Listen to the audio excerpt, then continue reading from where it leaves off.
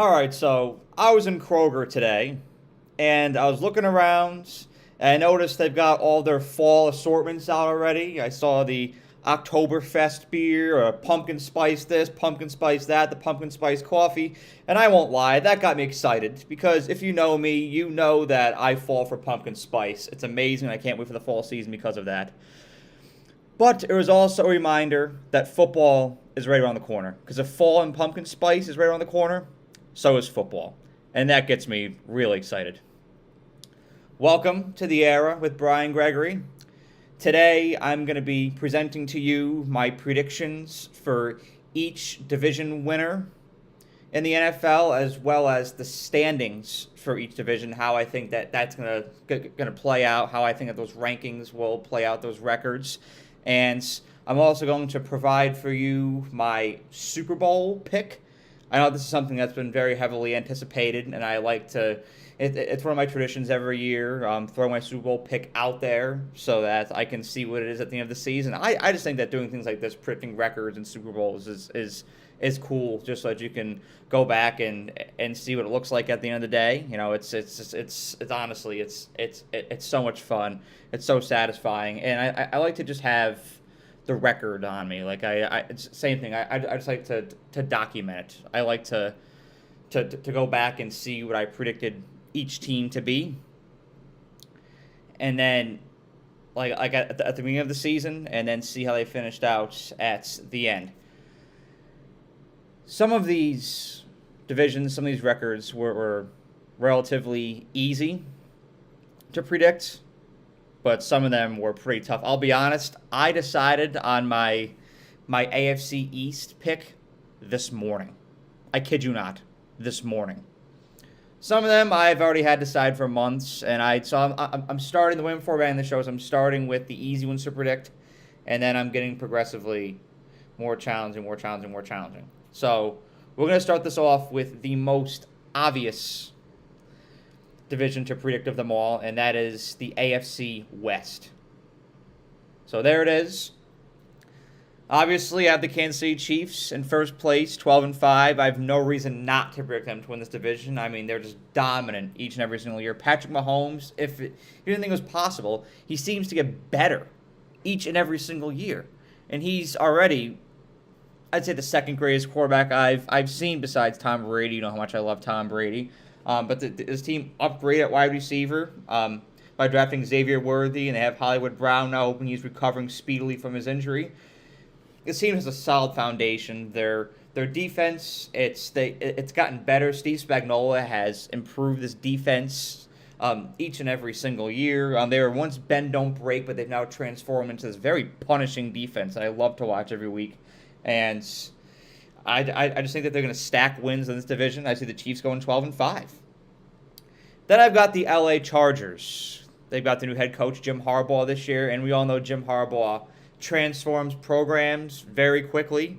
I think that this will be more of an uphill battle for Jim Harbaugh because he's never had to go into a division in the NFL where he's facing a team like the Chiefs. I mean, when he came in with the 49ers, the Seahawks weren't really built up what they were yet with the Legion of Boom. The Cardinals were down, the Rams were down, so they could, if you remember the year before, he became the 49ers head coach. The winner of the NFC West was 7-9, and so this is a much steeper challenge facing, I'd say, a dynasty. And the Chiefs now, I'm going to say it, they're a dynasty. But what you're going to see, you're not going to see the Chargers spike in wins. What you're going to see is an immediate culture and vibe change. The way that Chargers carry themselves and approach games, prepare for games, the way they execute with less than 2 minutes left in the game, you're going to see a huge change in that. But it's just, from the jump, it'll be tough for the Chargers to get established in this division just because there's so much competition. But you're going to see that vibe change immediately. Then this one may be shocking to some of y'all. I've got the Raiders at number 3 in this division at 8-9. And I think this is a team that their roster is not an 8-9 roster, but they're going to perform above their means just because of how they're coached by Antonio Pierce. I mean, the guy is absolutely galvanizing. The way that he inspires those guys on the team. I mean, he had all pros urging him to come back and coach this team. He had Max Crosby and Devontae Adams pleading him to come back and coach this team. So I love it. There's buy-in, and where there's buy-in, over-performance is going to happen. It's, I'd say, a 5 or 6 win roster, but they're going to win 8 games this year just because of how much Antonio Pierce is going to be able to extract out of this team. And then the Broncos, this is a team, like, they're finding their way. They're finding their way, Vanessa Carlton, they're making their way downtown. Like, they're coming. This year's gonna be 6-11. What I think that there is for the Broncos this year is a sense of clarity. They drafted Bo Nix for him to start at quarterback. There's not gonna be that tenseness in the building. There's not gonna be that tension that there was with Russell Wilson. There's a clear sense of direction moving forward here. But the roster, the Broncos roster is very diluted. There's not a lot of depth right now. The Sean Payton is slowly but surely building his team. That's why I have them at 6-11. And so that division was relatively straightforward. I think the Raiders was a bit of a curveball for y'all. I'm excited to see what y'all think of that. But that's where I'd have that shaking out. Now, the NFC West. The winner was pretty elementary to pick here. I think it was pretty simple. I've got the 49ers on top at 12-5. And I've seen some people be a little bold and pick the Rams. I wouldn't go that far. This 49ers team is still absolutely stacked. Does the defense hit as hard as they used to back in 2019, 2020? No, but it's a very complete team. It's a nasty defense. There's depth for days. This is the Ohio State of the NFL, just like Ohio State's the 49ers of college football. They're going to stack wins in this division. They have that tough first-place schedule, which is why I see them losing 5 games. But nonetheless, I see them winning this division with relative ease. And then I've got the Rams at 10-7. I didn't really know what to make of them at first. Like they're a team. They're one of those teams that's so well coached by Sean McVay that they're going to win 10 games. Their over/under is set at 8.5, and I think that they'll exceed that. I always look at over/unders, and that's my gauge. When a team is well coached, I'll give them a game or two above their over/under win total. And if their coaching isn't quite up to snuff with the rest of the league is, I'll put them a game or two below that over/under. That's my general rule of thumb. The Rams have most of their challenging opponents at home too, so I think that gives them an advantage to win some games. They have enough going their way to win 10 games. I mean, you've got Matt Stafford coming back, and he's getting older, but he still has enough juice to be an effective quarterback on line here. Of course, got him paired with Cooper Kupp and Puka Nacua. I mean, that's a great receiving core. The defense has to find its identity without Aaron Donald, but there's still not a lot of playmakers there. So I have the Rams at 10-7. The Seahawks. Now, there's a couple teams in the league right now that I see just taking a sharp decline in these years to come and just coming down to reality and having to look it in the face in the mirror, and that is the Seattle Seahawks. They're one of those teams. I just think it's going to be a reality check. I feel like they're trying to hold on to something that used to be, back in the 2010s, early 2020s with Russell Wilson, the Legion of Boom. I think that they still think that they have some of that in their fabric right now, but it's just not there anymore. And I think that the Seahawks, it's inevitable that they're going to have to rebuild at some point. And I think the sooner they decide that is, the better they'll be. But right now, they're just one of those weird teams that doesn't really know what its identity is. They want to be competitive, but they're not equipped to be competitive. They have a first-year head coach. I love their receiving core. Their defense has a lot of question marks. I have the Seahawks at 7-10. And then the Cardinals, I'm at 5-12. This is pretty simple. It's a young roster. They got a lot of perspective, developing players. Kyler Murray's going to play his first full season since 2022, and he had that ACL tear. We saw a glimpse of him last year, but we're going to really see this year how the ACL tear is going to affect him. Will he have that same mobility, or is he not going to be that same mobile quarterback? But I do like Jonathan Gannon at head coach. I think that there's a bright future for him as the Cardinals head coach. So that's my NFC West prediction again. That one's more straightforward than some of these others. They're going to start to ramp up in intensity as far as how challenging it was for me to pick these divisions here. I'm going to go now with the AFC South. This one, I think it's one of the best divisions in the NFL. Very, very competitive. If I can ever get it up. Come on. Boom. There we go. Houston Texans, best records in the AFC South. I know that this one's bold. I know that it is. I look at their schedule compared to other AFC juggernauts, and I have the Texans at 13-4 because I think they have a lot of favorable games at home, and they're building off that momentum that they had at the end of the year last year. The defense was, of course, their biggest liability, but they addressed that by bringing in Danielle Hunter. And, of course, they really gave their offensive facelift, bringing in Stephon Diggs, Joe Mixon. This is going to be a very, very entertaining team to watch this year. Very electrifying, and I think that they're just this young, blossoming team. D'Amico Ryans coaches the shit out of this team, I've got to say. Just another Antonio Pierce, just knows how to push those guys' buttons and get the ultimate most out of them. I have the Texans at 13-4. Going to be one of the funnest teams in the NFL this year.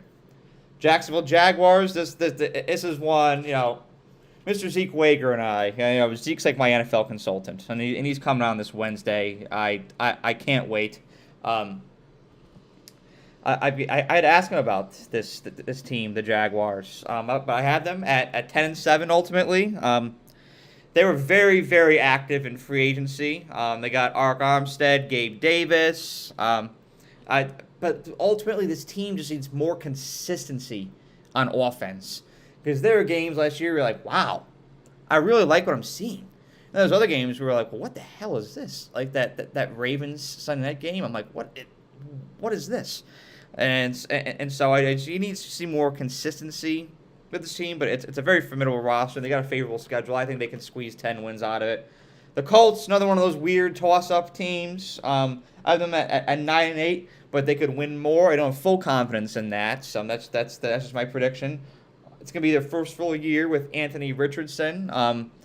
I think, I'm going to say it, I think Anthony Richardson has the capability to be a better Lamar Jackson because he has an absolute cannon of an arm.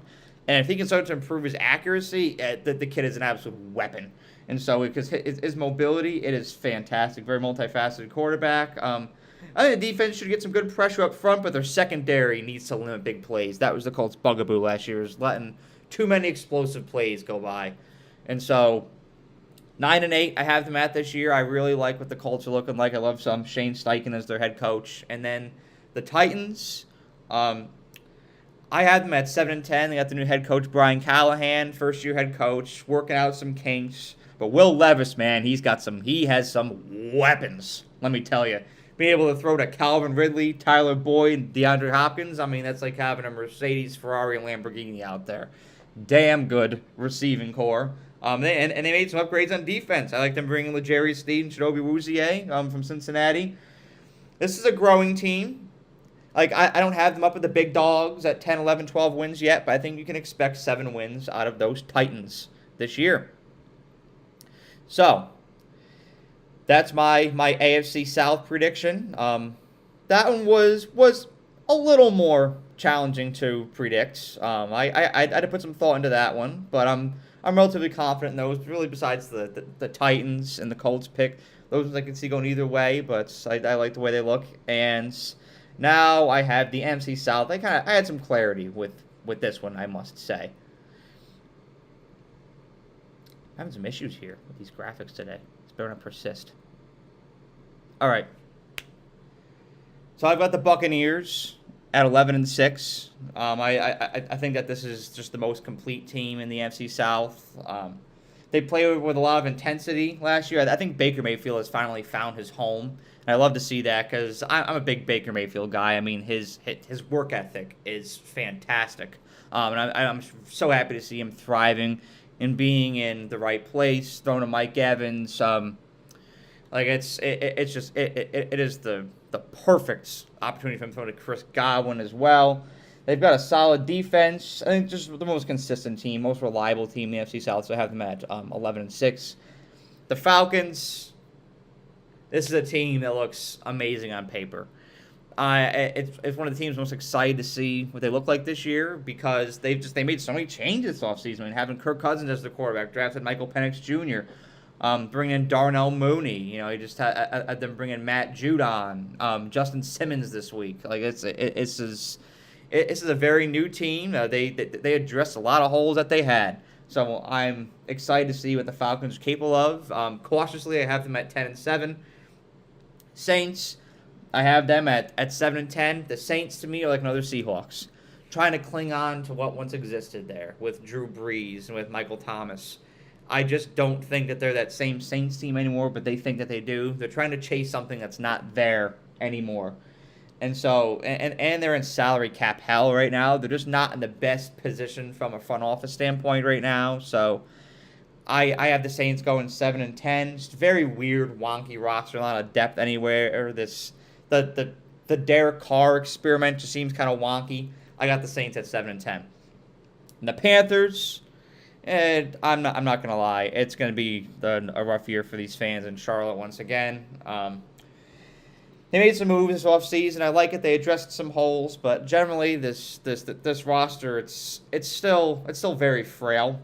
Bryce Young as a quarterback, I feel like if he's at a destination like Philadelphia, where he has like an elite supporting cast, he's on to Devontae Smith, he's on to A.J. Brown, Dallas Goedert, I think you can see him flourish, but with the resources he has in Carolina, I just don't think that he's equipped to be able to elevate that. He's a quarterback that'll be able to perform with a great supporting cast, but I just don't think that he has it to elevate what's around him as an NFL quarterback. So I have the Panthers at 4-13. Tougher schedule this year too. Now it gets a little more challenging. Now we're starting to get into the weeds here. We're gonna go into these North divisions, and I had to take some time to think about these ones. But we're gonna start here with the AFC North. You may be surprised by my winner here. I have the Bengals as your winner. A lot of people have the Ravens, and I get it. The Ravens are a great regular season team, but I have the Bengals going 12-5, and the sole reason why is because they have a substantially easier schedule than any of the other teams in the AFC North. They got Joe Burrow coming back this year, Jamar Chase, T. Higgins. Joe Burrow's an elite quarterback to me. I consider Joe Burrow, Patrick Mahomes, and Josh Allen to be the elite quarterbacks in this league. And if you have an elite quarterback, it's just a complete difference maker. It completely elevates your team and your chances to pursue a world championship. And so for that reason, I have the Bengals going 12-5. The Ravens, I see them going 11-6. One game behind the Bengals. Again, great regular season team. I think that adding Derrick Henry, it's going to really enhance that rushing attack. It's going to be so tough to defend this team when they're throwing Lamar Jackson at you. They're throwing Derrick Henry at you. Wow, it's a lot of Hellcat that just went by. Holy shit. That they have a really tough schedule, but it's a team that's really punishing on defense. Defense has always been the Ravens' identity, and it's going to be a great battle down the stretch between the Bengals and the Ravens and the Browns, for that matter.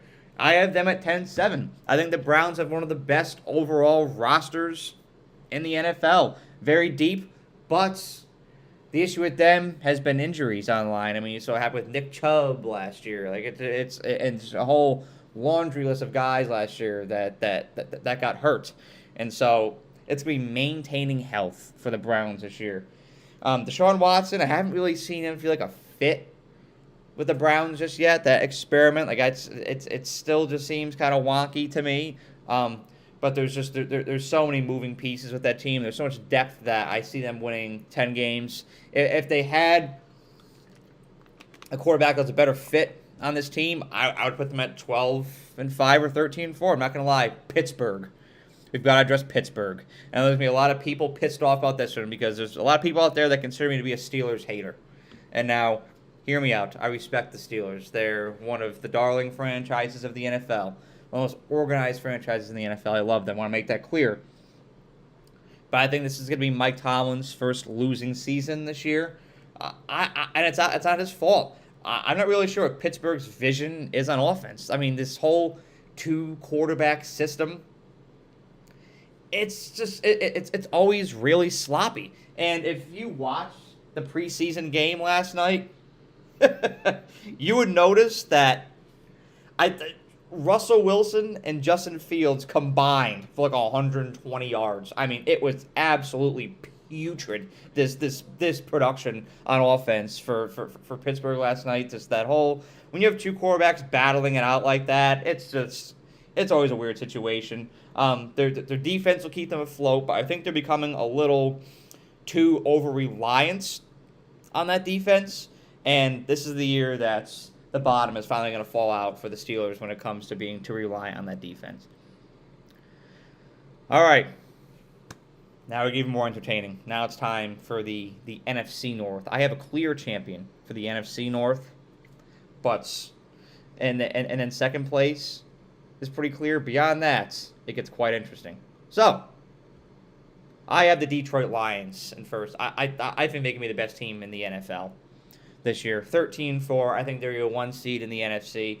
I think they have a lot of their tough games at home this year. They have the best offensive line in the NFL. And if you can win games in the trenches, you can win them up front. Hell, you can win a lot of games. Because the games are won in the trenches. The games are won with the big boys. And this is a team, one of the best cultures in the NFL. Just very tight-knit team. It's the little things with the Lions. Like, you notice with the NFL honors, you saw Jared Goff, Amon-Ra, St. Brown, all those guys, Jameer Gibbs all sitting together. You don't see that out of every team, but that's the culture that's been drilled into the Lions from Dan Campbell, and I love it. Because when you have a team that has culture paired with talent depth, like the Lions have, that's scary. And I think a recipe for 13 wins. The Packers, kind of like the Texans, they're going to build off of the momentum from last year. I think they found their rhythm late last season. I think they struck gold with Jordan Love. His confidence is blossoming. I'm going to say it's a very well-coached team with Matt LaFleur. Their defense can improve, but the momentum is real, and I think that you're going to see it carry over for the Packers this year. The Chicago Bears, and I'm just saying, get ready for this one, people. Get ready. Caleb Williams, the guy's the real deal. And you can see already in these preseason games, the guy just has the it factor. There's tangibles, there's intangibles. He's so incredibly talented. But his judgment is amazing, too. And you're pairing him with Keenan Allen, DJ Moore, Rome Odunze, Cole Kmet. This is a damn good football team. Don't get fooled by it. 9-8 for the Bears. The Vikings, the only reason why I have them at 7-10 is because of how well coached they're going to be with Kevin O'Connell. It's going to be similar to last year, to where, like, you just see them doing the little things really well, executing on every play, like, because they're very well coached. And I like their receiving core with Jordan Addison, Justin Jefferson, but T.J. Hawkinson's not coming back until late October, early November. They're expecting him to come back around Halloween time. And I feel bad for the Vikings because a lot of people say they're cursed. I kind of feel like they are at this point. They had a great plan. Like, they had Sam Darnold there. He helped to mentor and help develop J.J. McCarthy, and then you put J.J. McCarthy at some point. Well, what happened? J.J. McCarthy, he tore his meniscus. And so that was not anticipated for the Vikings. It's a really tough break. So Darnold is their starter all year. Given that, I have the Vikings going 7-10. And now, I know this is the moment you all been waiting for. A lot of people in this group chat have been waiting for this one. The East divisions. AFC East, NFC East. I'm going to start with the AFC East because that's the way that we've been flowing here is the AFC, NFC. So, Mr. Zeke Wager, here we go, pal. Boom. I have the Dolphins at 11-6. I think this is one of the best overall offenses in the NFL, and I think this is a team that's had their chance the past 2 years. And things that are, I'd say, out of their control have prevented the Dolphins from maximizing their potential, i.e. injuries. Both seasons have just disintegrated, just fallen apart for the Dolphins. And it's rough. It's a rough reality. But if these Dolphins can stay healthy this year down the stretch, you can have two available, Tyreek Hill, Jalen Waddle, Jalen Ramsey, Devon A-Chain, Raheem Mostert. I think it's a team that can win the division. I think they should have won the division last year, and I think that they would have if they were healthier down the stretch. My big concern for the Dolphins is is health. I know people are going to say, oh, Tua, and yeah, I get it. But I'm concerned about this team's health overall. Excuse me. And I'm concerned about their offensive line. The Bills, I have them at 10-7. When you have an elite quarterback, it's going to elevate you to levels that you wouldn't go to if it wasn't for them. But this is a team, not a lot of depth at all. I mean, if you were to pair this roster with, I'd say, 3/4 of other quarterbacks in the NFL out of South, Josh Allen, this is like a 6 or 7 win football team. Because the Bills, if you remember a couple months ago, they were about $38 million below the cap. So they had to get rid of guys. They had to get rid of Stephon Diggs. They had to get rid of Gabe Davis, Jordan Poyer, Mitch Morse, and the list goes on. It's a tough reality. They drafted Keon Coleman. Don't know how it's really going to work out. Still have Dalton Kincaid. Still have a couple dogs on defense, but very, very much diluted from last year. Like I won't see them being a Super Bowl contender that they were at one point. The Jets, and I flirted with putting the Jets at the top of the AFC East. But to me, they're the biggest mystery team in the NFL, which is why I have them at a safe 9-8. Considered 10-7, but I'm keeping them at 9-8. So we haven't seen Aaron Rodgers complete a game as a Jet yet. So I can't put this team above the Bills, who have won the AFC East every year since 2020. I can't put them up there. I can't put them above the Dolphins, who have been in the playoffs the past 2 years, who are one of the best offenses in the NFL. Realistically, I have to have them at 3.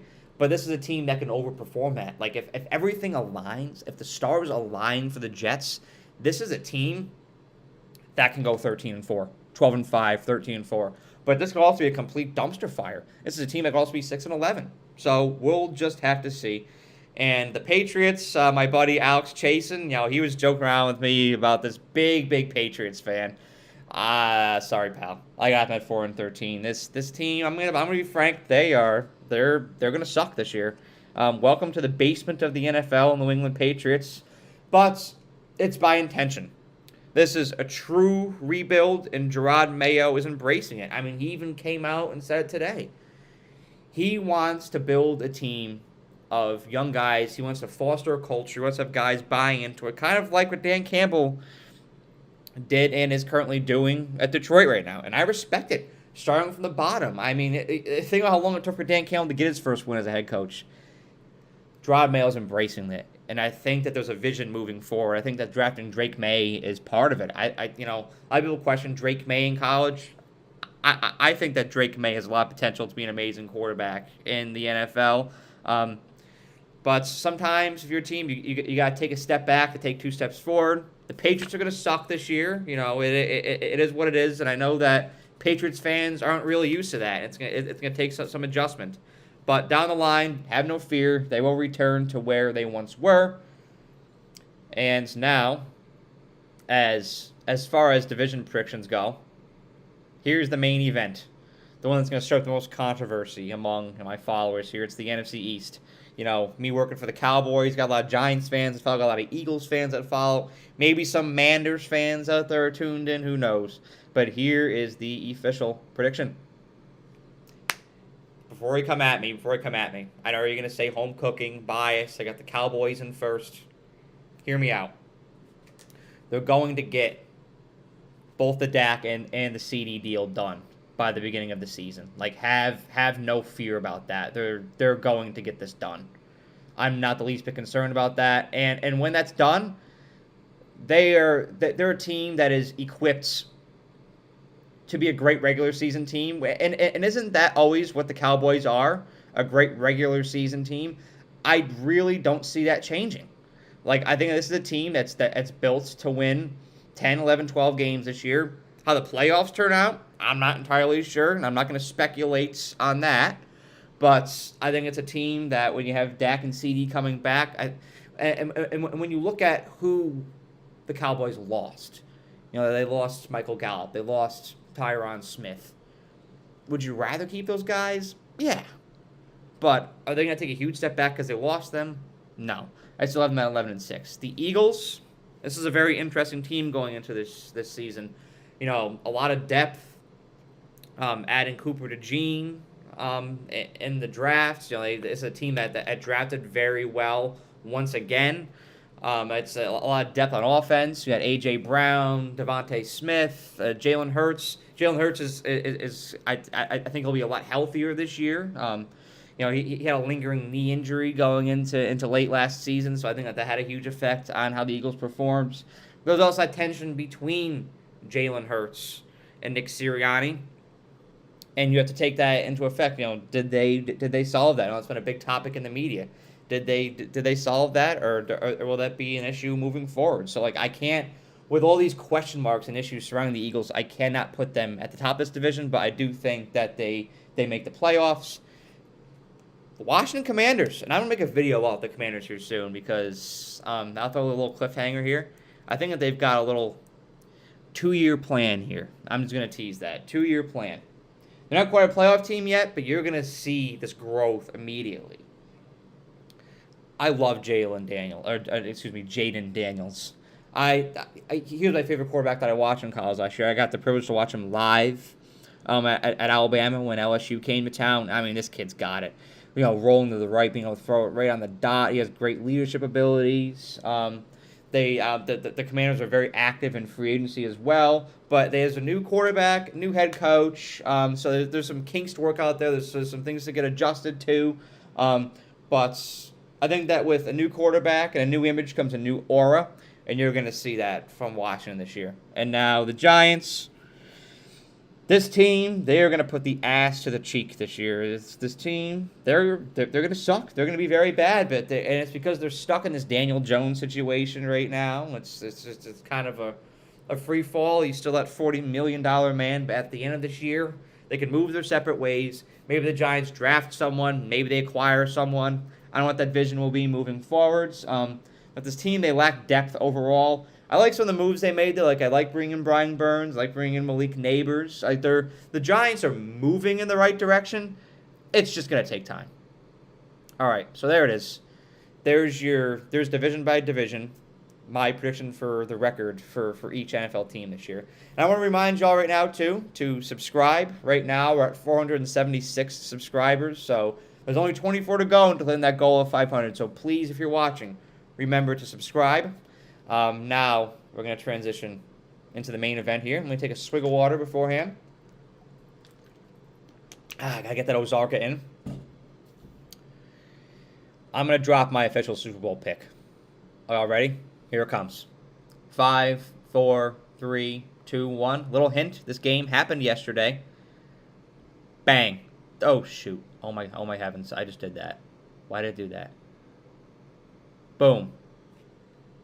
Chiefs, Lions, my Super Bowl 59 pick. You can't count the Chiefs out. Why would you count the Chiefs out? I mean, this is an absolute dynasty. They're the most trustworthy team in the NFL. You can't doubt them. Love them or hate them. The Chiefs are going to be there. They're a fixture. They're going to be in that Super Bowl this year. But I think that this is the year for those Detroit Lions. I don't think that they repeat the same mistakes that they did last year. I think that Dan Campbell learned from the play-calling blunder that he had in the NFC Championship against the 49ers.